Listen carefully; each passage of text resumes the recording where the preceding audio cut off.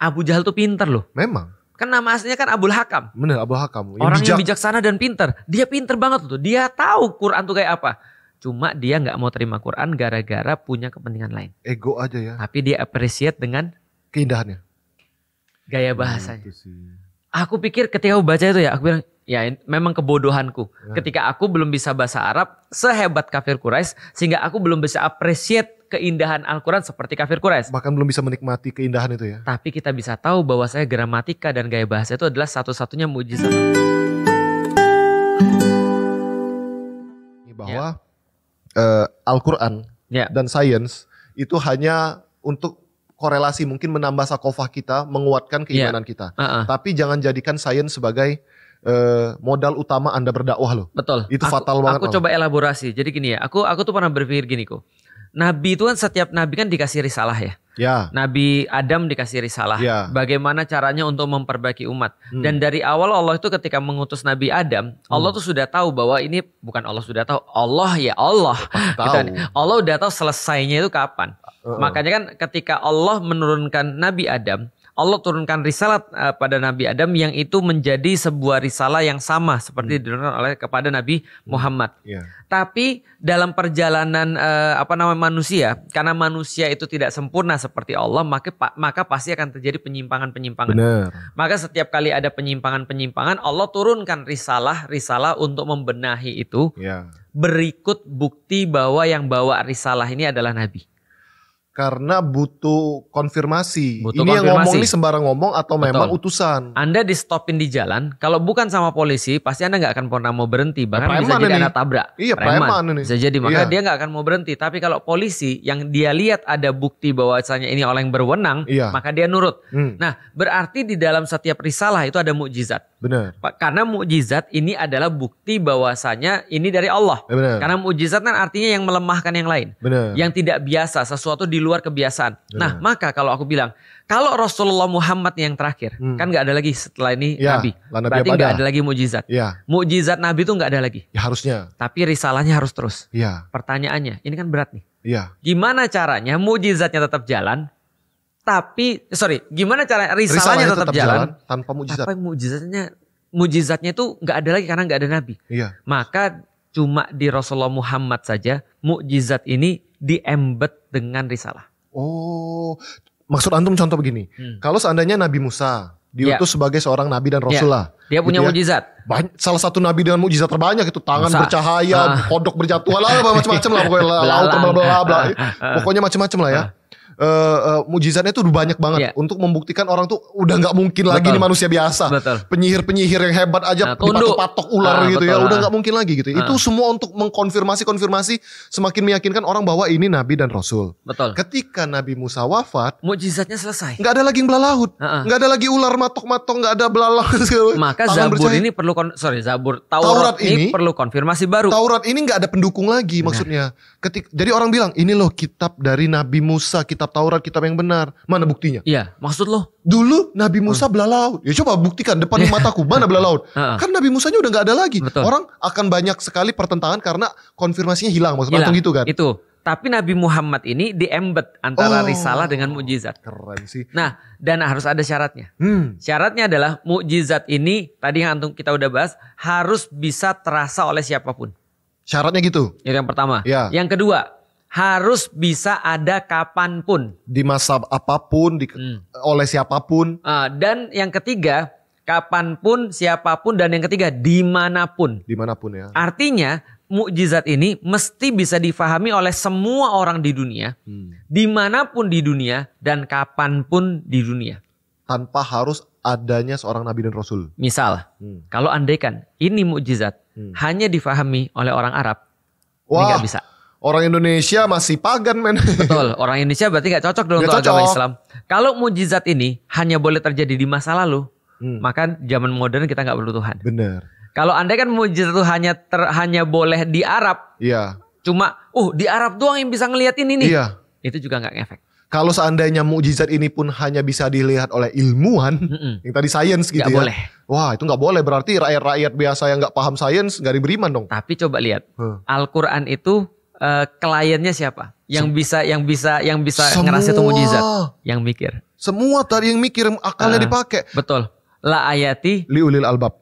Kepada orang yang berpikir. Fair menurutku. Itu fair banget, fair adil. Banget. Karena ada orang yang gak memang mikir dan gak dibebani agama. Bener. Ada orang udah tua banget, dia sudah gak bisa mikir, ya udah gak apa-apa. Ada orang yang sangat muda banget, belum balik, ya gak apa-apa. Makanya kita sering bilang bahwasanya kalau ada orang yang dia berbuat maksiat tapi punya akal, gak ada beda dengan binatang ternak. Karena binatang ternak gak mikir. Makanya binatang ternak gak akan dihisap dan disuruh masuk agama. Gila. Adil banget, maksudnya begini. Adil kan ya? Bahkan Allah itu akan menilai perilaku orang kalau dia sudah akil balik, akalnya sudah sempurna. Iya. Kalau seandainya ada orang belum akil balik, akalnya belum sempurna, dia melakukan sesuatu karena dia belum tahu ini benar dan salah. Iya. Tapi kalau orang sudah akil balik kan dia tahu ini tuh salah, tapi tetap dia lakukan. Itu fairnya Allah. Maka ketika kita jelasin yang aku pakai berkali-kali ya, kita jelasin sama monyet. Nyet, milih mana nih, duit 10 miliar atau pisang? Dia pilih pisang maksudnya. Pasti milih pisang. Walaupun antum kasih dia kuliah 5 hari. Iya. Gini loh, fungsi uang pada hidup permonyetan. Iya, kalian bisa membangun perkebunan pisang loh gitu. Antum kasih simulasi. Iya. Antum bawa dia study tour. Iya. Antum bawa dia apalah segala macam. Tetap aja dia milih pisang. Iya. Karena dia nggak bisa diajak reasoning. Nggak punya akal. Karena nggak punya akal. Nah karena itu menjadi fair bagi Islam karena akal ini akan repro apapun. Yang menjadi nggak fair kalau hanya orang-orang Arab yang bisa beriman. Bener. Atau hanya orang-orang yang mohon maaf misalnya dia tinggal di masa lalu yang bisa beriman di zaman Rasulullah. Maka ini harus direplikasi mukjizat ini. Nah semua itu bisa terkumpul pada bahasa. Dan metodenya pun metode audio. Iya. Makanya namanya Quran artinya yang dibaca. Ketika dibaca nyampenya bukan ke mata. Iya benar-benar. Kan gitu. Iya. Karena kita nggak ngelihat alif lam mim tuh terkagum-kagum gitu ya. Nah artinya ketika bisa contoh mukjizat itu cuma bisa kemudian dilihat. Iya. Maka nggak adil itu. Replikanya susah. Replikanya susah. Membelah laut itu kan mukjizat mata. Gimana mereplika membelah laut?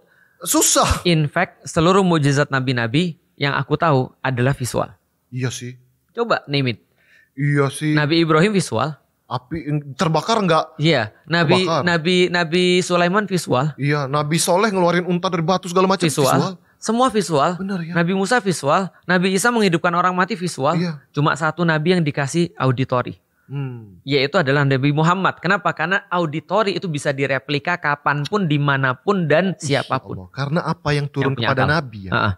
Misal kita baca Al-Fatihah kan sekarang kayak ya biasa aja gitu. Tiap hari kita baca juga. Betul. Itu tuh juga kalimat yang sama yang disebut oleh lidah Rasulullah loh. Benar. Gitu ya. Itu dia. Yang itu pertama kali disebutkan mungkin akan mengimpact semua orang Arab dulu. Itulah. Jadi gini ya. Imam Malik. Iya. Itu begitu dia kedatangan tamu. Lalu kemudian ditanya dulu keperluannya apa. Begitu ditanya keperluannya adalah mendengarkan hadis. Maka dia akan berpakaian yang paling bagus. Dia akan ngeset ruangan yang paling bagus. Dan kemudian dia akan pakai wangi-wangian yang paling bagus. Dan ketika dia berbicara dia mengharuskan semua orang dalam keadaan tenang dan beradab. Karena apa yang diucapkan memang lidahnya lidah Imam Malik. Tapi yang diucapkan itu Rasulullah. Nggak ada bedanya. Maka ketika Rasulullah ngomong begini efeknya begitu. Kalau kita ngomong begini efeknya harusnya begitu. Bahkan gerakan lidahnya pun sama dengan Rasulullah. Ya. Itu loh yang harus kita menghargai. Dan itu bisa direpro. Iya. Dan itu bukan visual yang nggak bisa direpro. Contoh ya.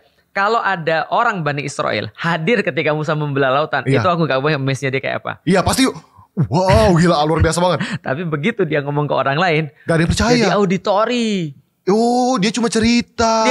Gak ada visual bro. Iya. Jadinya auditori. Gak akan bisa direpro tuh visualnya. Tapi Al-Quran turunnya auditori. Memberikan pengertian. Memberikan manfaat. Memberikan kemudian segala macam. Dan itu direpro sampai detik ini. Maka semua orang mendengarkan Al-Quran pada detik ini. Sama seperti orang-orang kafir Quraisy mendengarkan Al-Quran pada saat itu. Impactnya akan tetap sama. Bedanya bodoh atau enggaknya kita aja. Kalau aku masih bodoh jelas. Aku sering ngomong gini ya. Kebodohanku hanya pada satu titik, aku bisa appreciate Al-Quran ini benar. Ya. Tapi aku belum bisa mengapresiate Al-Quran seindah kuping Quraisy yang mendengar. Iya pastilah. Paham gak maksudnya bro? Paham. Jadi kita nih kan Quran ini kan risalah plus mukjizat. Iya. Jadi satu nih. Iya. Nah yang kita apresiasi sekarang tuh cuma kebenaran Al-Quran. Risalah Al-Quran. Iya. Bahwa kita yakin Quran benar dibuktikan dengan logika. Iya dengan logika. Logika itu tidak mencakup urusan estetis loh. Iya. Iya kan ya? Iya. Artinya contoh ya, ini secara logika aku pilih ini karena logika. Ada orang yang pilih karena estetis. Iya. Itu kafir Quraisy. Yang mereka nggak pernah bisa terima adalah logika untuk mengimani Al-Quran. Tapi keindahan Al-Quran itu tidak bisa tidak impact pada hidup. Impact pasti. Makanya kita baca-baca sirah itu bagaimana Abu Jahal dan lain-lain itu ketika Al-Quran dibacakan itu ngintip-ngintip. Bagus ya. Jadi, bagus sih tapi aku nggak suka. Benar. Antum bisa bayangin nggak? Ada seorang Quraisy namanya Walid bin Mughirah. Walid bin Mughirah bapaknya Khalid bin Walid. Iya. Jadi antum bisa bayangin nih orang kayak apa. Ini orang kalau sekarang ketua MPR. Wush, pejabat. Bukan hanya pejabat, tapi dia pemuncak nasab. Dia pemuncak harta. Dia pemuncak ilmu. Wah, siapa ya? Ya, coba bayangin ya. Antum bayangin ya. Kalau soalan harta gak ada yang lebih kaya daripada dia. Soalan nasab dia yang paling bagus. Soal ilmu juga paling luas. Soal ilmu paling luas. Bagaimana enggak nih orang nih? Iya. Coba ini pokoknya dia the best lah. Iya. Sampai antum tahu panitia pembangunan Ka'bah ketika mau diperbaiki siapa? Walid bin Mughirah. Oh, yang harus nempel-nempel batu itu ya. Itu Walid bin Mughirah. Itu panitia pembangunan Ka'bah. Bayangin antum, dia bisa disepakati sebagai bos panitia pembangunan. Itu ya. Padahal ini orang-orang Arab sering ribut. Nah, dan dia mewajibkan jangan sampai ada orang untuk membangun Ka'bah kasih duit haram. Kasih duit riba. Padahal dia riba. Dia tahu Nah, Walid bin Mughirah ini diceritakan bahwa pas pertama dia dengar Al-Quran, dia bilang ini kalamnya bagus banget.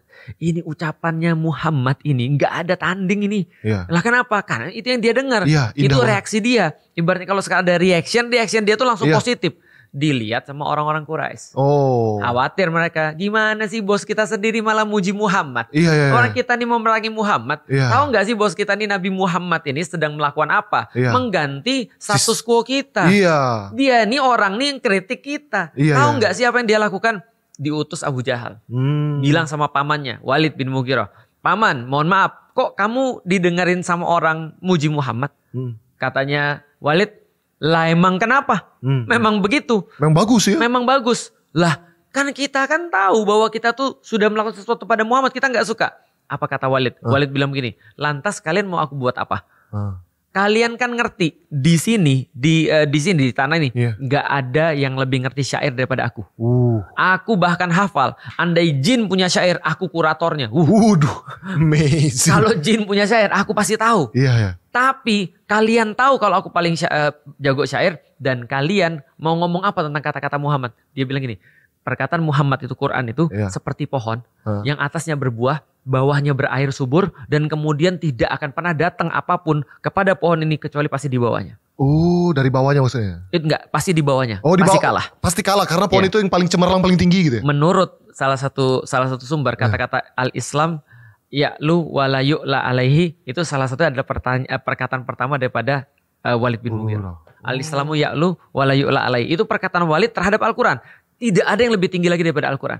Terus mau apa lagi? Terus kemudian Abu Jahal bilang, ya mungkin kalau kamu kekurangan duit, kami akan ngumpulin duit untuk kamu. Loh, kamu gak tahu saya orang paling kaya apa? Kami tahu, tapi kamu sudah mulai muji-muji Muhammad.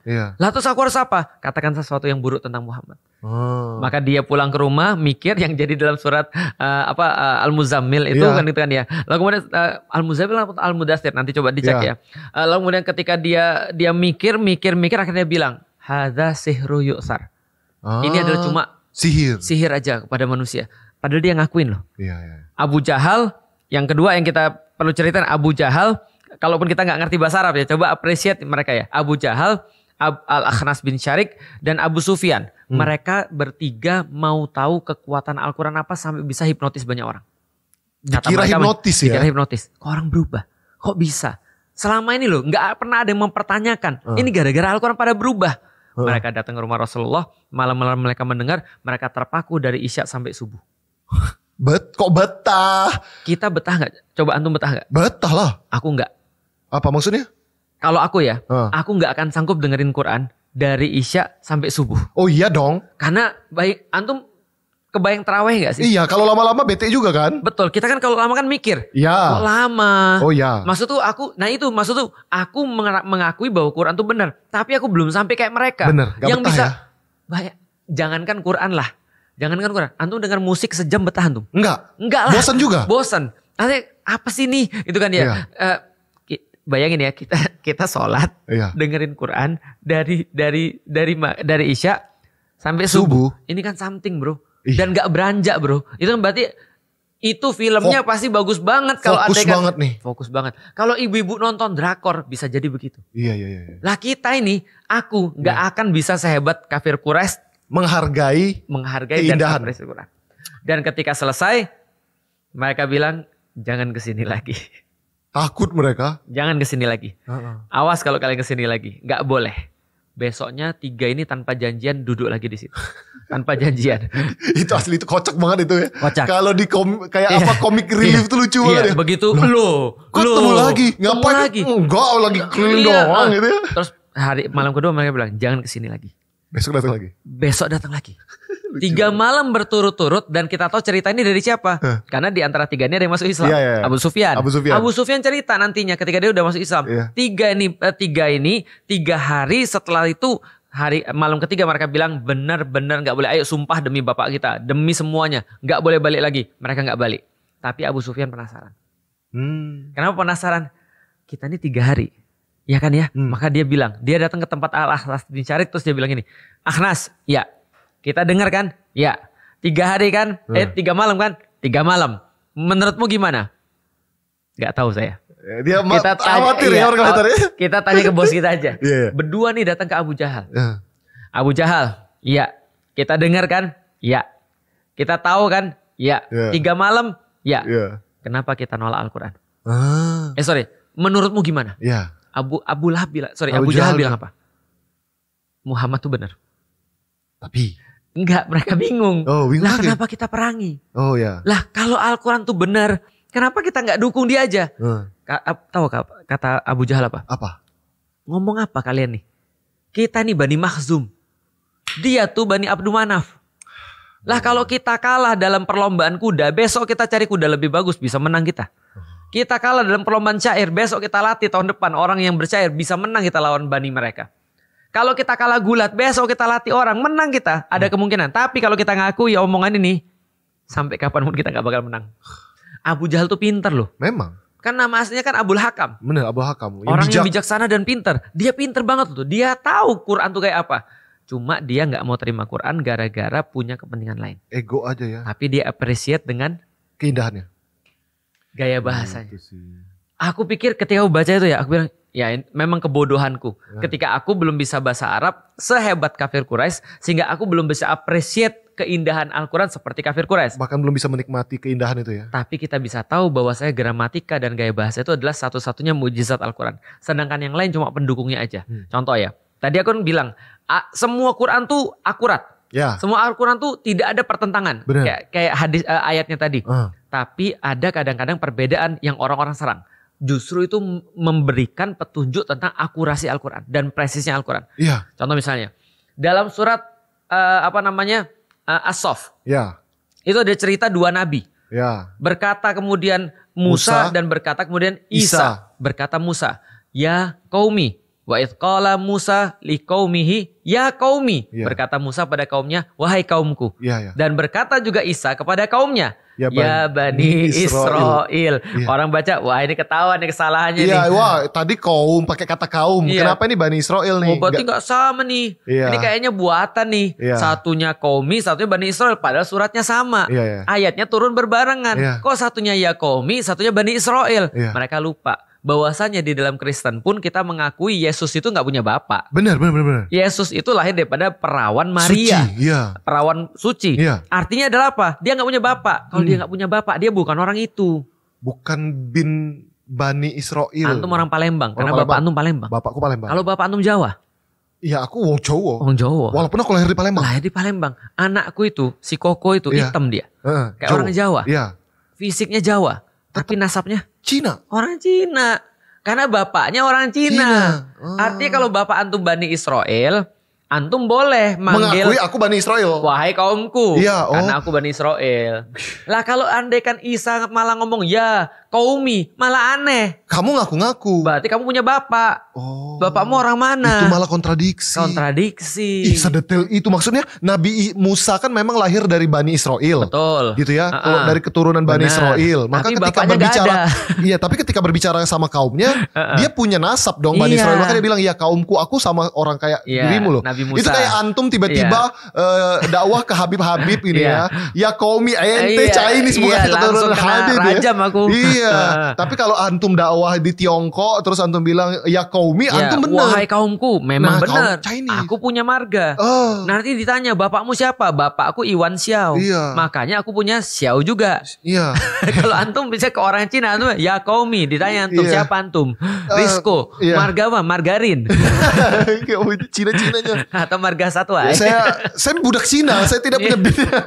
Nah, itu baru salah satu. Ada banyak hal yang lain. Detail banget, Tat. Maksudnya bahkan sedetail serapi itu kalau kita perdalam, kita ngaji, kita gali baru kita bisa appreciate loh. Betul. Bahkan zalikal kitabu la raiba fi hudal lil muttaqin. Antum kan belajar nahwu sorof. Zalika itu artinya apa? Zalika itu. Tapi terjemahnya inilah kitab gitu ya. Ini. Kitab ini. Iya. Terjemahnya kitab ini. Tulisannya zalika. Zalika itu. Zalika itu untuk penunjukan benda yang jauh. Bukan ini. Iya. Hadza, hadhihi, itu baru ini. Ini benar. Kenapa enggak hadzal kitab? Iya, harus zalikal kitab. Kenapa ya? Makanya di dalam Al-Quran presisi banget. Hadza itu dipakai untuk Quran. Hadzal Quran. Zalikal itu dipakai untuk kitab. Karena Alkitab fi kitabil maknun, di tempat yang tersusun. Quran itu asalnya bukan dari sini. Allah pengen ngasih tahu Quran itu bukan dari sini. Bukan ditulis di bumi bahkan. Allah nurunin Al-Quran. Dari tempat yang jauh. Dari tempat yang jauh. Maka pakainya zalikal kitab. Tapi kalau Quran dipakai hadzal Quran. Ini adalah bacaan berarti yang di depan mata, dekat. Bisa dipahami maksudnya. Itu baru awal loh. Baru satu zalikal. Antum tahu nggak kapan aku tahu ayat itu artinya begitu? Kapan? Ada orang Nasrani nanya aku. Kalian itu kitabnya salah. Loh kok bisa gitu? Dia bilang coba zalikal kitab. Oh, ini dia pelajari berarti. Arti kan itu. Iya. Tapi coba lihat translasinya. Ini. Oh. Aku bingung juga waktu itu. Sampai ternyata udah dibahas ulama dari zaman dulu. Dan termasuk bagian ijazul Quran. Termasuk bagian mukjizat Al-Quran. Bahwa sangat detail dan presisnya Al-Quran. Coba. Dan ini momen Ramadan, gak ada waktu yang lebih baik, lebih semangat kita bareng-bareng untuk memperdalam detail-detail seperti itu. Dan ada banyak lagi nanti teman-teman tahu ya nih. Intinya Al-Quran mukjizatnya adalah tata bahasa. Benar. Maka semakin kita apresiasi dengan bahasanya, semakin dekat dengan kita dengan Al-Quran. Dan semakin bisa merasakan hebatnya Al-Quran. Mukjizatnya itu semakin terasa. Targetnya jadi kayak kafir Quraisy. Maksudnya dengerin Quran dari Isya sampai subuh. Aku kira jadi kafir Quraisy gimana ya? Jangan, targetnya kayak kafir Quraisy. Sebagaimana orang-orang Arab dulu menikmati indahnya Quran. Menikmati indahnya Quran. Artinya itu target kita. Sekarang kita mungkin kalau pas tarawih masih misuh. Nah berarti belum menikmati Al-Quran. Kalau pas kita mau misuh dengan pas lagi tarawih, ingat. 3 trio tadi. Al-Akhnas bin Syarik, Abu Jahal, dan juga Abu Sufyan. Itu dengerin 3 malam dari Isya sampai subuh. Coba bayangin tuh. Dan mereka gak protes loh. Amin, Imam, amin. Masalahnya tuh Al-Qurannya indah. Yang bacanya nadanya. Yang baca Nabi. Yang baca aku. Antum harus ke Solo ketemu Topan Pan di Solo. Wah Masya Allah. Makanya kalau dia yang baca Quraisy juga ngamuk juga kayaknya. Jangan baca Quran ya, baca SMS aja. Emosi gitu ya. Nah makanya artinya itu yang pertama dan paling utama. Tapi ada dampingan mukjizat yang lain. Luar biasa. Jadi ada mukjizat utama, ada pendamping. Pendampingnya apa? Sains itu untuk menguatkan. Mensupport, menguatkan. Betul. Kisah-kisah. Sejarah. Itu juga menjadi bagian daripada mukjizat Al-Quran. Apalagi misalnya aturan-aturan. Aturan tuh karena kalian cari aturan yang dibangun oleh peradaban manapun, kayaknya ini paling adil. Itu perfect banget. Berarti berapa nih? Bahasa, aturan, sains, satu lagi tadi sejarah. Apalagi misalnya masa depan prediksi tentang masa depan. Misal kayak kejadian Roma sama Persia. Benar. Akan 9 tahun lagi terus. Betul. Terbukti gitu kan ya. Jadi masa depan. Lalu kemudian adalah kemudahan menghafal. Iya sih. Itu termasuk loh. Iya sih. Karena gini, ada orang yang bilang, kenapa sih kita harus belajar tajwid? Kha, bedanya dengan misalnya bedanya dengan bedanya dengan do, dengan dal dan segala. Kenapa harus itu? Karena kalau ada kata-kata tertentu itu memudah mengingatkan ternyata. Jadi adanya Antum jadi gini, orang kalau dengerin lagu, itu pas ada penekanan di satu, itu akan menambah mudah untuk menghafalkan. Iya benar. Ketika nadanya agak aneh, daripada datar doang. Betul. Makanya kalau misalnya di yang Fuad itu ngetes Korea tuh diputar satu lirik, ini bait keberapa? Iya. Mereka udah tahu ini menit ke sini. Karena ada keutamaannya, bukan ada keutamaan. Ada detail yang berbeda, Tat. ada ciri-cirinya. Cirinya, detailnya beda dengan yang lain. Itu juga sama dengan Al-Quran. Orang yang hafal Quran itu benar-benar merasa terbantu dengan adanya tajwid dan adanya huruf-huruf di situ. Nah, jadi kemudian menghafalnya itu termasuk mujizat. Yang terakhir, andai kan semua itu tidak bisa kita apresiasi, ada satu yang nggak mungkin lu harus apresiasi. Apa tuh? Efek dan pengaruhnya. No debate. Bener efek sih. Dan pengaruhnya. Bener sih. Maka bulan Ramadan ini adalah bulan di mana Allah obral efek dan pengaruh Quran. Asik. Serius loh. Kita tuh di hari-hari yang lain ya, dengerin Al-Quran, kita biasa aja. Iya. Begitu di hari-hari bulan Ramadan, kita dengerin Al-Quran. Kadang-kadang hati kita tuh langsung tersentuh bahkan kita gak ngerti artinya. Bener. Karena kita sudah disiapkan oleh Allah, settingnya diubah pada bulan ini. Untuk benar-benar settingnya tuh adalah fit and proper dengan Al-Quran. Iya. Bener sih. Bahkan kayak kita baca, dengar orang baca Al-Quran aja kita pantengin karena tahu, wah ini pahalanya akan berlipat. Ya. Lupa bahwa di waktu lain pun di luar Ramadan, dengar Quran tuh berpahala loh. Tapi gak sediinget bulan Ramadan. Dan aku gak tahu ya berapa banyak aku dengar orang bilang gini, aku nangis padahal gak ngerti artinya. Tiba-tiba nangis saja. Terus mereka penasaran, mereka buka artinya. Relate. Ternyata Al-Quran langsung berbicara pada hati. Iya benar. Ya terserah sih, ini bagian mau percaya atau enggak. Iya. Kalau Anda sudah berpengalaman nanti suatu hari nanti akan Anda bilang benar ya kata-kata itu. Iya sih.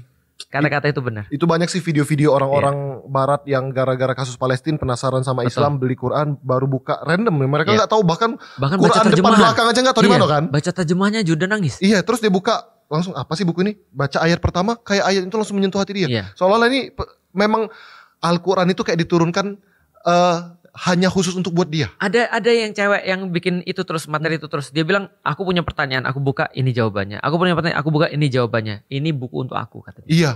Bener, jadi kayak Al-Quran tuh directly speaks untuk setiap orang yang mungkin rasnya berbeda-beda, pemikirannya beda-beda, sudut pandangnya beda-beda, tapi bisa menyentuh semua. Dan aku waktu itu ketika aku lihat video itu aku nangis. Kenapa? Aku kepikir kata-kata Umar. Kami membaca Al-Quran seolah-olah setiap ayat diturunkan pada kami. Sih, aku pikir kok bisa yang dapat adalah cewek gak kerudungan gitu kan ya. Sementara cewek yang kerudungan gitu kan ya. Malah mengganggu dakwah. Malah bermasalah gitu kan. Aduh ya udahlah ya. Aku pikir ya memang artinya Quran tuh bisa berbicara pada siapapun yang memang siap. Dan mengharap bahwasanya Al-Quran itu memberikan benefit buat dia. Nah makanya minimal ketika teman-teman menyimak podcast kita, menyimak materi-materi kita, teman-teman minimal berharap bahwa kita, walaupun yang menyampaikan ini bukan Adi Hidayat ya. Bukan ahli, bukan pakar. Iya, artinya dibandingkan Ustadz Adi Hidayat apa sih kita? Wah gak ada. Tapi minimal insya Allah bukan karena kepintaran kita yang membuat Anda tuh punya insight yang bagus. Bener. Tapi karena niat teman-teman terkonek pada Al-Quran. Luar biasa. Mantap Ustadz. Oke, baik. Kalau gitu kita akan ketemu lagi pada hari esok. Iya, dengan narasumber yang berbeda lagi. Dengan pembahasan yang sama. Reconnect with Al-Quran. Assalamualaikum warahmatullahi wabarakatuh. Waalaikumsalam warahmatullahi wabarakatuh.